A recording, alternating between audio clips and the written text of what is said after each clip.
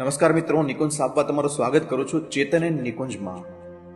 મિત્રો, બાગબાન મૂવીમાં જે દ્રશ્યો બતાવેલા છે તેવી સત્ય ઘટના બની, જે દરેક દીકરા દીકરીએ મહેરબાની કરીને આ વિડીયોને ધ્યાનથી અને અવશ્ય જોવો જોઈએ.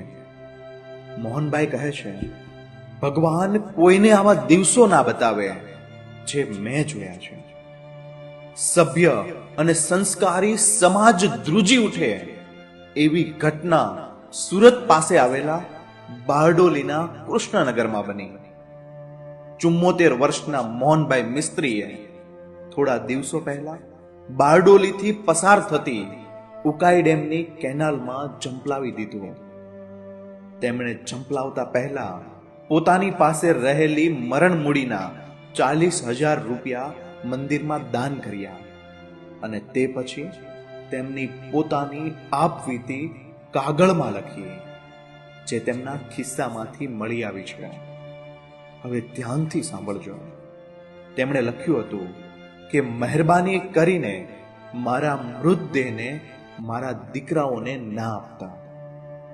વિચારો તો ખરા કે એક બાપ કેટલી હદે હેરાન થયો હશે. મોહનભાઈ 2 દિવસથી ગુમ હતા. તેમને શોધવાનું કામ ચાલતું હતું. એ દરમિયાન ઉકાઈ ડેમની કેનાલમાંથી એક અજાણી લાશ મળી અને ખિસ્સામાંથી મોહનભાઈ લખેલો કાગળ મળી આવ્યો, જેના લીધે તેમની ઓળખ થઈ શકી હતી. મોહનભાઈને 2 દીકરા અને 1 દીકરી છે. દીકરી ટીનાના લગ્ન થઈ ગયા છે, તો બંને દીકરાઓએ મોંઘવારીના નામે મોહનભાઈ અને તેમના પત્નીને જુદા પાડી દીધા હતા.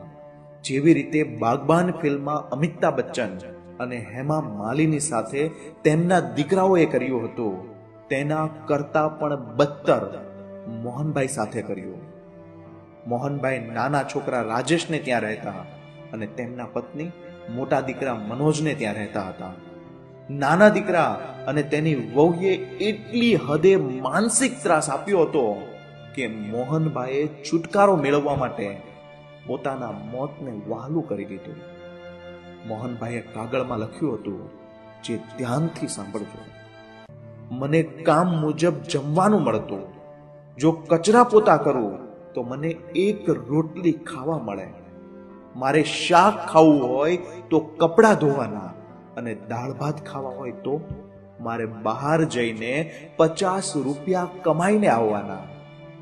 ભગવાને એવા દિવસો દેખાડી દીધા છે કે હું નર્કમાં જીવતો હોય એવું મને લાગે છે.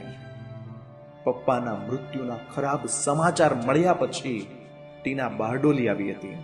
પોલીસ ખાતાને વિનંતી કરી અને સ્થાનિક લોકોની મદદ તથા ઓળખાણનો ઉપયોગ કરીને મોહનભાઈનો કબજો દીકરીએ લીધો હતો.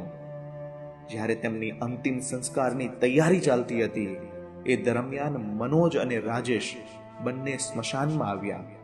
ત્યારે હાજર રહેલા સૌ કોઈની હાજરીમાં નાની બહેન ટીનાએ બંને ભાઈઓને તમાચો મારીને સ્મશાનમાંથી બહાર કાઢી નાખ્યા. પપ્પાએ લખેલા કાગળને વાંચ્યા પછી ટીના એ હદ પર પોતાના ભાઈઓ પર ગુસ્સો આવ્યો હતો કે સ્મશાનથી સીધી પોલીસ સ્ટેશન પહોંચી અને બંને ભાઈઓ વિરુદ્ધ પોલીસ ફરિયાદ નોંધાવી હતી. આ ફરિયાદના આધારે પોલીસે મોહનભાઈના બંને દીકરાઓ અને પુત્રવધુની ધરપકડ કરી છે. આશા છે કે બંને દીકરાને કડકમાં કડક સજા આપવામાં આવે, જેથી કરીને બીજા મા બાપ સાથે આવું વર્તન થતા અટકે. આજે તો આવા કિસ્સાઓ ઠેર ઠેર બની રહ્યા છે, પરંતુ દુઃખની વાત તો એ છે કે જે મા બાપે પોતાનું પેટ ચીરીને છોકરાઓને મોટા કર્યા, પગભર કર્યા, તે જ દીકરા પત્નીના આવતા વેત જ મા બાપને ભૂલી જાય છે. પોતાને કે પત્નીને મોજશોખ કરવામાં મોંઘવારી નથી નડતી, અને જ્યારે મા બાપને કોઈ વસ્તુની જરૂરિયાત હોય ત્યારે મંદી અને મોંઘવારી નડે છે. ધિક્કાર છે આવા દીકરાઓ પર જે મા બાપ સાથે આવું કરે છે. શું તમે નાના હતા ત્યારે તમારી પાસે જમવા માટે કામ કરાવવામાં આવતું? અરે તમારી માએ તો રાતના ઉજાગરા કરી એનું ધાવણ પીવડાવ્યું છે, અને આજે તું જ એ ધાવણના ધજાગરા ઉડાડે છો? અરે બાયડી તો કાલે સવારે આવી છે અને તું આજે એના ઈશારે નાચે છો? અને એ બધી જ હદ વટાવી દીધી કે જમવા માટે પણ બાપને કામ કરવું પડે. હું તો કહું છું કે આવા દીકરાઓને અને તેની પત્નીને એવી સજા આપો જે તેણે નક્કી કરેલી છે. તે જીવે ત્યાં સુધી તેને એક રોટલી માટે કચરા પોતા કરવાના, શાક માટે કપડાં ધોવાના અને દાળ ભાત ખાવા હોય તો પૈસા કમાવા જવાનો. અને સાથે સાથે માનસિક ત્રાસ એ હદે આપો કે તેને પણ ખબર પડે કે તેમણે કેટલું મોટું પાપ કર્યું છે. ધન્ય છે એમની દીકરી ટીનાને, જેણે પોતાની બહાદુરી બતાવીને ભાઈઓને પાઠ ભણાવ્યો. દરેક લોકોને મારી પ્રાર્થના છે કે મહેરબાની કરીને માતા પિતાને આવું દુઃખ નહીં આપો. આજે ઘણા બધા એવા મા બાપ છે જે આવું સહન કરે છે, તે પણ પોતાના દીકરા માટે. પણ હું એ બધા મા બાપને વિનંતી કરું છું કે સહન કરવાને બદલે અવાજ ઉઠાવો અને દીકરાને બતાવો કે આ તારો બાપ છે તો જ તું છો. ફરી એકવાર કહું છું, મહેરબાની કરીને મા બાપને દુખી ના કરતા, કારણ કે જો એમને દુઃખ પહોંચશે ને તો તમે ક્યારેય સુખી નહીં થઈ શકો. તો મિત્રો, આ હતો આજની સત્ય ઘટનાનો વિડીયો.